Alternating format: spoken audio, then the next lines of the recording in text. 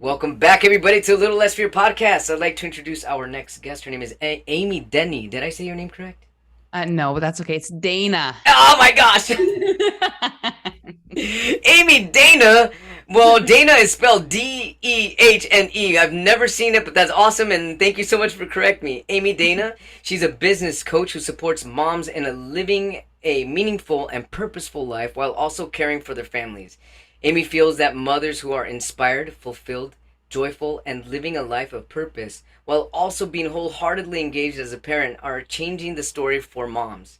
When she's not mentoring moms to get paid to bring their creativity to the world, you can find her dancing in the kitchen with her kiddos, going on epic adventures, both with and without the kids, finding ways to exercise in stolen moments, and teaching her husband how to make the perfect cup of coffee. That's not easy, by the way. That's not easy. Welcome to a Little Less Fear podcast, Amy.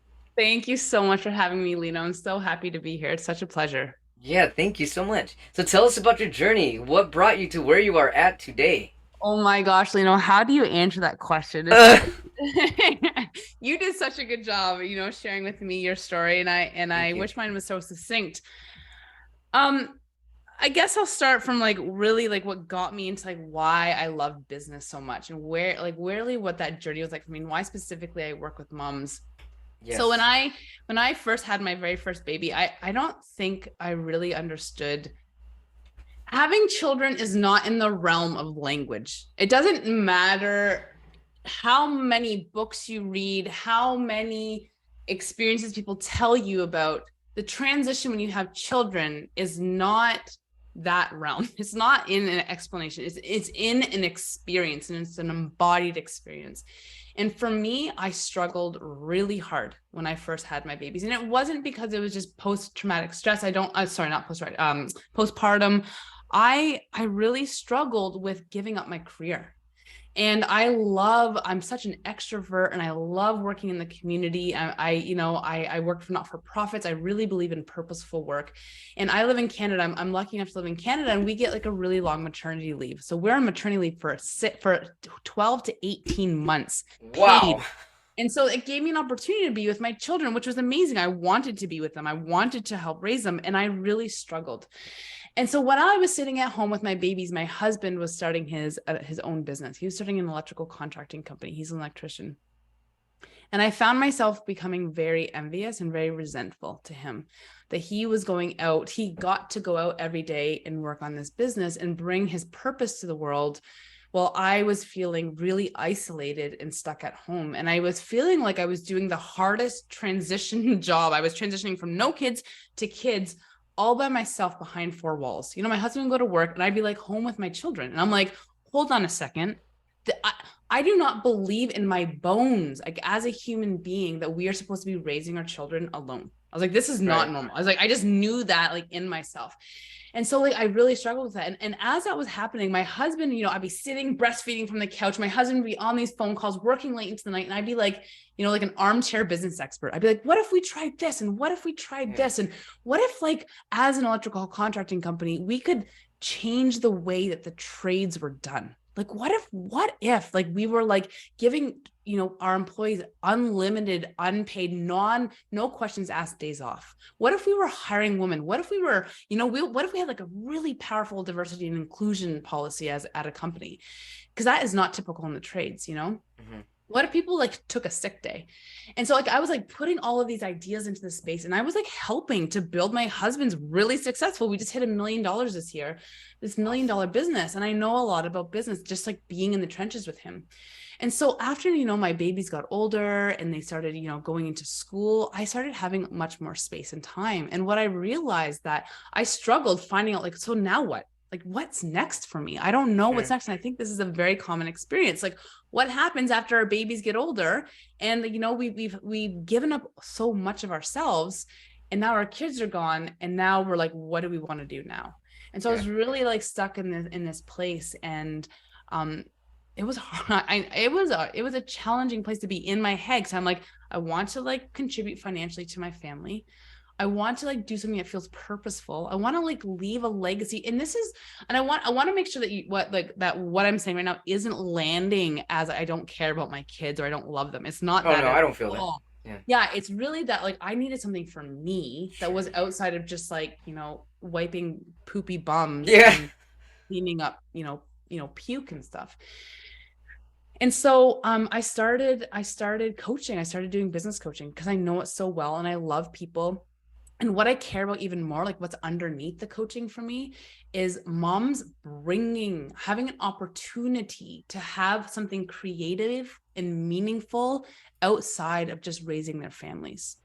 And that Yes. part's really important because what I believe is that if we can look after ourselves as a parent and as a mother, if we can like do something that's creative and lights us up and has us like really doing something that makes us feel alive, Yeah. and we're bringing that energy back to our children and we're bringing that Yeah. energy back to our family, Right. because if not, children are like talking about the realm of language. Children exist in energy. They don't necessarily exist in language. Like, if you say something to a kid, they don't get it. They're like, okay, sure, whatever. But they can feel the energy in the space. So if Absolutely. like if I'm energetic feeling like this is the worst, I really don't like this, they're picking up on that.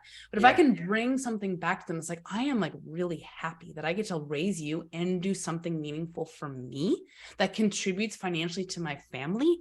Like that to me really matters. And that matters a lot for me. And so helping moms being able to figure out how to get their business off the ground in a way that gets them to be paid, because the online world is incredibly competitive place, especially now after COVID. And so I really help them work through that. And I even more than that, what I really care a lot about is moms working together with other moms. So Oh yeah. bringing women together and forming a bond and not having to do it alone, because it goes from us raising our children behind four walls to us being in front of our computer behind four walls by ourselves. And I'm like, what if we could actually do that together? So I run a lot of groups of moms coming together. It's called the Wolf Pack, where we come together and The we do, wolf pack. That's amazing. and it's about us like doing our businesses so we don't have to. I call it for wild women that don't want to do business alone. And so yeah, so that's my journey. That's like kind of like what got me to where I'm at right now. And and I want to say that it's not perfect, I don't have it all figured out, but that's just like where I am right now. And how's it going for you right now? When did you actually start it? So I started this rendition of my business. I've been in business for a long time. This is like my third business. This business I've been doing for 2 years now, and it's Okay, going it's quite great. some It's like time. yeah, it's been evolving and it's changing, and I'm realizing that I really love the connections between other people. My zone of genius is bringing people together and like having an opportunity for us to share vulnerably and authentically. Because as business owners, we can't talk about our shit and our stuff with like our clients or with our employees. Mm-hmm. There's stuff that goes on for us that we need to be able to talk about with our peers, with the other people Right. that are going through it together. Yes. And so it really creates the opportunity for us to be able to not feel so alone in our businesses. So what do you and the wolf pack do together when you do get together? Do you meet through Zoom? I mean, I'm assuming there's women from all over the world that are involved. Yeah, so we do three things. I have a Facebook group where we meet. So that's just like, an entry level people like, I'm not quite sure, an opportunity to engage. We also do an online Zoom meeting. So it's another rendition of it. We get together every week on Zoom and we're working through stuff, but it's really more about the connection and the bonding and like being able to like talk to each other about like what our struggles are and getting support. And then I run in-person retreats. So people come together and it's all adventure based. So it's all based in the outdoors and in nature. And we have an opportunity to be outside and immerse in nature while we're like thinking and exploring our businesses. And that's really important because it's actually the beauty of nature and just the divine. I mean, I'm very spiritual, so whenever I think of nature, I just think of how I feel when I'm in nature, and I just feel like I'm connected. So if you're getting a wolf pack together in nature, I mean, the connectivity is probably supercharged. It's supercharged. It's super amazing. It is a spiritual experience. And also the thing that's really important about nature is it pulls us out of our day to day. You know how we get into our day to day and we're doing the things and we think about the same things and we're seeing the world through our day to day Yeah, lens. By getting out into nature and pulling us into a different experience, it drops it drops the shield. It drops this like identity, and it all yeah, kind of puts us on a similar playing field. So it's no longer about me being a doctor or a lawyer and me only being like a that's true. convenience clerk. It actually has us operating on the same level, and that's really, really important. And then from that place we can get to work. Because then from that place, you can all open up creativity. Exactly. And the spiritual connection that you're talking about. Yeah, and that's really what creativity is. Yeah, Exactly. it's Yes, connection you with know? the divine. That's awesome. Exactly. Yeah. So that's kind of like my story, and that's what I love to do, and that's what I'm here to do. So I feel like you have discovered your life purpose. Well, what's interesting about me is that my life's purpose really is about like instilling of it's like I'm kind of like the master in the art of living. Like that's like Yeah, really like what I'm here to do is like I really help people take away the seriousness and the overwhelm, and and show people that life doesn't have to be such a burden. Like that's my right. purpose. I love that. And what I do is always going to change, because right now this is what I'm interested in, but Sure. I promise you in like probably 2 to 3 years I will be evolving it and changing it and doing Oh yeah. something Yeah, I was for actually sure. gonna ask you, like, how do you think you will feel once your kids are like fully grown up? Do you think you'll still be involved with this wolf pack, or do you think that Oh, it's going to lead you to a different type a of hun- business endeavor? 100% is going to lead me to something Yeah. else. You know, it's like I kind of consider myself, and that's the thing. I want to like share. It's like that's been a big struggle for me. Like in this like context, this conversation we're having about career, is that like we've been raised in a system that's like you do the thing. So you go to school, which is training you to think in a way. Then you go to high school when you're like 17, 18, you're like, okay, so who do you want to be when you grow up? And you're like, I Yeah. don't know, I'm a 17-year-old. Right. And then you go to university because that's what you do, because that's like what Sure. makes you successful. And then you go and Right. you're like, shit, I'm like, okay, so now I'm doing this thing. I don't really know if I like it, but that's what you're supposed to do. And then you get the house, and you get the kids, and you get the car, then you get the husband or the wife, and then you're like, hold on a Now second, what? now what? Right. And so when people are like, so what do you do for a living? I'm like, that is such a complicated question, because right now what I'm doing is I'm like working with moms, and they're Yeah. like, what does that mean? And so it's a complicated question. It's always evolving and changing. And I'm never going to be a master of one thing. I'm going to be Sure. like a Jill of all trades. I love it. An Yeah. Amy of all trades. Yeah, exactly. So Amy, what do your kids think about this? This awesome career that you've built. Because I just like whenever I think of, so check it out. I've gone through a lot of stuff in my life with illness and stuff, and I remember looking at a lot of my doctors and thinking like, man, how are they mothers, and how are they surgeons, and how do they have time for the kids, and what do the kids think of them being so busy, and do the kids ever get to spend time with their mother? I mean, I guess in this case they get to spend time with you because you're working from home, and you're also setting a good example on how to juggle things differently in life, especially in this new time of age. Totally. And that's like another thing. Like as I'm sitting there breastfeeding my children, I'm like, I want to raise my kids. I don't want daycare raising my children. Now, just from my own personal experience. So for me, it wasn't my children's fault. The reason I wasn't working, it was a personal decision that I made Yeah. to be like, I want to raise them, right?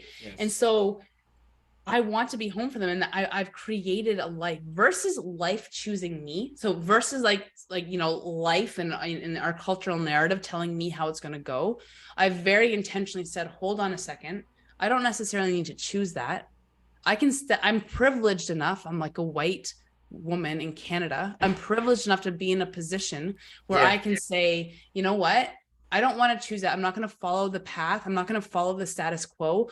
I'm going to intentionally create my life, which means I want to be home when my kids get home from school. I Yeah. want to be able to drop them off. I want to be able to take them to their field trips. I want to Yeah. be present for them, when they're doing and sitting down at dinner every day. So it's been a very intentional decision that has come at like an internal battle cost of like, okay, so how do I monetize my life then? How do I Yes. make it so that my life can pay for itself and still me doing the things that I care about, and me not Mm-hmm. getting lost in work?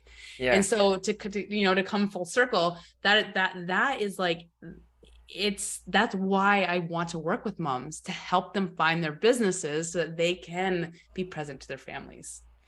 I love how what you're doing is you're like changing the story of like what a mom is supposed to be like, because it just seems 100%. like even growing up with my mom, it was like either you work part time or you're there, full time with your kids, and we had difficult times with abusive babysitters growing up. So my mother just basically left her career to be a full time mom, and I can honestly say I don't think she was happy just being a mom, cooking and cleaning, cooking and cleaning, cooking and cleaning. And I feel that had she had the tools that you have now, but that was a whole other time. I mean, she's 72 now, I feel that women back then maybe would have had a different role than what they do now. Are you seeing this evolution with mothers happening right now, or is this something new in the works? Oh my gosh. This is the thing. Like, my mother's story and her mother's story, her times were completely different. Her times to be able to do what I'm doing now was unheard of. Yeah, Their times didn't allow for it, not at not all. in the same way. You had to be a rebel and be willing to be ostracized from everything that you knew Oh yeah. to be your stability in order to do the work that I'm doing, even to do the work that you're doing right now, you know? Yeah. And so we are like living. So this is the thing that, sometimes I'm so cognizant of. It's like our time is now ready for this. Our Yeah. times are ready for this stuff. And the only thing that's holding us back is our own mindset, is our own spiritual connection, is our own ability to step off of that ledge and take one step and know that we're going to be caught, because our times will allow us to be caught. Not in Yes. the way that my mother or her mother or your grandmother's times did not allow for. That's for sure. Yeah. So here's another question for you. How do you foresee your kids, like them being as parents, and how will it be for them? I mean, I just feel like times are changing so rapidly nowadays, and it's like I see this evolution of mother right now, and mothers are not defined to how they used to be. So I wonder what it's going to be like for them when they're adults. What's a It's such mother going to be like then? Well, right. I mean, I think it's such an interesting question. I think the one thing that hasn't changed in our times, like the one thing that hasn't changed is like we have all been born into this world knowing one thing to be true, is that love is at the foundation of everything. It Everything else has is. been a It really human, is. everything else has been a human made construct. Money, Mm-hmm. work, Yeah. going to work, the economy, all of that was made up. Yeah. Yeah. And so it's just made up by humans. And, Yeah. and the Totally. crazy and the crazy thing is that we put so much emphasis on the things that have just been somebody else's dream. Adrienne Marie Brown talks about that all the time, that these are just other people's dreams. But the Yeah. truth, the thing that, if you're born on Mars, your thing would be like, love is at the core of everything. So Yes. what I know is that my children will learn and know that love is something that's very important at the foundation of what we do. And if we make decisions from that place, everything's going to be okay.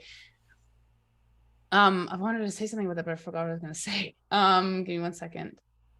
So one of the things that I teach my children is like, and this has been a very conscious decision for both me and my husband, is that I don't care.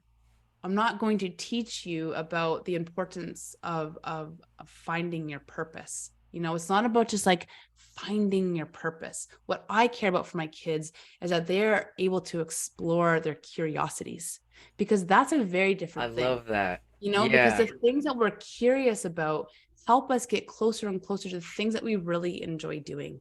And by holding that, that curiosity, it Yeah. doesn't it allows us to step gently into something. We don't necessarily need to always like put our house up for sale and remortgage our home in order to go explore these like big huge things. Like, if I'm going to start my business, I'm going to have to remortgage my home. But if I like stay curious to something, I just like try something, and I'm just curious if that's going to be for me, and I can put my foot into that and try that out. That's a very different experience. So it Yeah. allows us to try things on. If we don't like it, we can take it off afterwards. Sure. It allows wonder to show up and emerge. And so I think that, that those are the things that I hope for my children, that they parent from that place, that love is always at the center of what we do, and that to always remain curious. And I hope that those two teachings will allow them to see the world and be in the world in a very different way. I love this. I have to write this down. Always remain curious. How Mm-hmm. has curiosity helped you in your life? Such a good question. I think so. I was lucky enough to be raised in I was raised in the country, so I had a lot of freedom to be able to be immersed in nature. So my days were filled of like exploring outside and catching minnows from the ditch and climbing trees and running through the woods and building forts and really being outside. And I think what that really taught me is that the world is a safe place. So I was lucky enough I really believe that at my core, and I can't help it. Like, I really believe the world at its essence is a safe place, and it's an okay place. And so from there, I feel comfortable enough. I feel safe enough. I feel okay enough to go out and try things on that I know it's not going to be the end of the world if it doesn't work. You know, because I always ask myself, like, if I try this thing, what's the worst thing that's going to happen to me? Sure. Like, what is the absolute worst thing that's going to happen to me? And I'm like, I'm going to go have to live with my mother. And I'm like, can I accept that risk? Can I like accept that thing? Like if I go, if I go and do this business adventure, it doesn't work. God forbid it doesn't work and I have to sell my home. That's never going to happen. But the worst thing that's ever going to happen is I'm going to have to live with my mom. And I'm like, can I accept that? I'm like, that's going to suck, but sure, I can do that. And so I think to answer your question, like curious, like what keeps me curious is that just like I just try things on and see if it fits. And if not, I'm just going to leave it and try something else. And that's what I mean. Try things on and see if it fits. Man, you've got some good ones. Thank you. I think that, I don't know. What about for you? Like, how do you remain curious? Like, I'd love to hear from you about that. This podcast keeps me curious because I interview with so many different people with so many different types of things going on in their life and experiences. So I keep asking questions, and just the questions keep me curious, and they keep me expanding my mind. So I think curiosity allows me to keep expanding, and that's just what keeps my doors opening for me. It's really beautiful. You said something really important too. You said that what I found that was really important in the stability of your question was the fact that you said that you remaining curious as a child allowed you to trust that you were safe. And one of the most important things for people to really succeed in life, and succeed meaning trust themselves and their body, is by feeling safe. And that's actually one of an incredible spiritual mantra to tell your first chakra, which is your root chakra. If you constantly tell yourself, I'm safe, I'm grounded, that grounds you. And it sounds like you already had a really great foundation towards an alignment to your purpose, which is what you're doing right now, and just going out there being curious and finding answers to keep expanding. I think that if people found ways to ground themselves the way that you did with nature, and that is really one of the most beautiful, powerful way to get yourself dynamic and out of a shell and into an exploratory, visionary part of yourself. That's really where the alignment happens. Whenever you become a visionary, that's where you become creative and doors open for you. Totally. Yeah. It's such a beautiful summary of that. Yeah. I couldn't agree with you more. Yes, I'm really glad that you had that opportunity. And your kids, I imagine, have the opportunity to be creative and expansive and curious as well. 100%. Like that's the one thing that I really want to teach them is that, like, have the willingness to step outside the guardrails of the status quo. Like have the willingness just to try it on. The interesting thing, I love the conversation about status quo because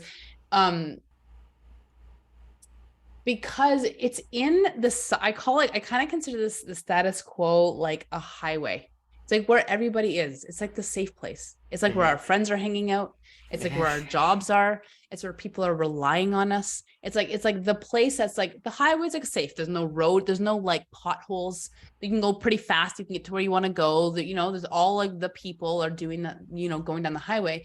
And to step outside the guardrails of that and to go down these like winding countryside roads, which is what you do when you start your own business, or you are willing to try something that's just like not necessarily what we've been taught to do. Yeah.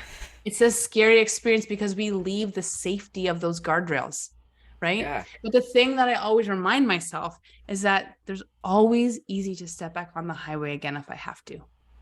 Absolutely. Like it's easy. Every map out there is going to tell me how to get back on the highway. If I need to jump back in, I promise you it's going to be easy enough to get back in to the things that we know and the thing that brings us safety. It's never far away. So finding the courage is to take one step out and then the other step out. And that's how that safety gets developed. That's how that safety goes. Like it's one step in front of the other. It's that willingness to be curious and curious enough to take the one step. Because usually for so many of us, we've curious enough to take. I'm telling you, you got some good ones. When my filters are off, I can just speak from my heart, when I'm not I feel I feel so comfortable with you. Thank you. What was I going to say about that though? That curious enough to take the first step, the next step Yeah. on that highway?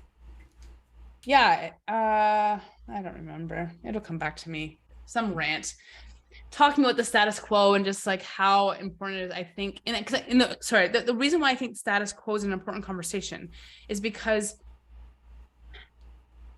I think it's really important for us to be intentional with our lives.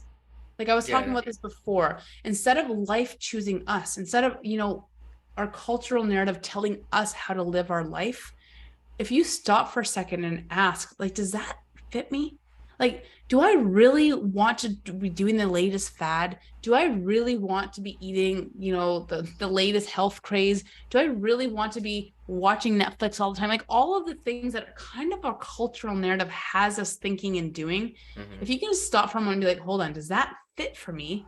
It open, you have like a 1 second window to be like, okay, what is it that I do want for my life? How do I want my life to feel? And these are the things, this is why I work with moms. This is why I care so much about it. Because it's building an intentional life. And sometimes to build an intentional life, you have to be willing to step outside the guardrails. And it's a scary place to go. Oh, yes, it is. I love it so much. Yeah. Amy, I love your energy. How can our viewers, our watchers, and our listeners find you? Yeah, totally. So the best place to find me is I spend a lot of my time on Instagram. So if you could hook my great. Instagram handle up, that would be super great. Yeah, And what's your also, Instagram? I'm going to follow you right now, too, when we get okay, awesome. So it's my Instagram handle is at Amy Dehne. So my name's spelled weird, as you know, it's AMIDEHNE. Maybe you can link it up in the show notes. And then to find out more information about the Wolf Pack, like if you are an entrepreneur yourself and you're like tired or you're thinking about becoming an entrepreneur, if you like are just sitting on the sidelines and you're considering starting a business, or you're already running a side hustle, or you're a solopreneur who's like knee deep in building your business, then I really encourage you to consider joining me in the Wolf Pack. It's for those women that don't want to do business alone. And I just want to say one thing about that according to CEO magazine, the biggest killer of small business success isn't actually funding or knowledge, it's actually isolation. So not having to do their business by themselves. And so you can find out more information about how to join the Wolf Pack at my Instagram handle. You hear that? Busy mothers waiting for an awesome, energetic connection where you want to be creative with Amy Dehne. Become part of the Wolf Pack and follow her on Instagram at Amy Dehne. And you said you also have a Facebook group? Yeah, you can link it up also through my Instagram handles. All there, like one click, boom, you can find it all. Amy, thanks so much for sharing your love, light, and your energy. I look forward to keeping in touch with you, and thank you for lighting me up as well. Thank you, Lino. Thank you so much. Take care now.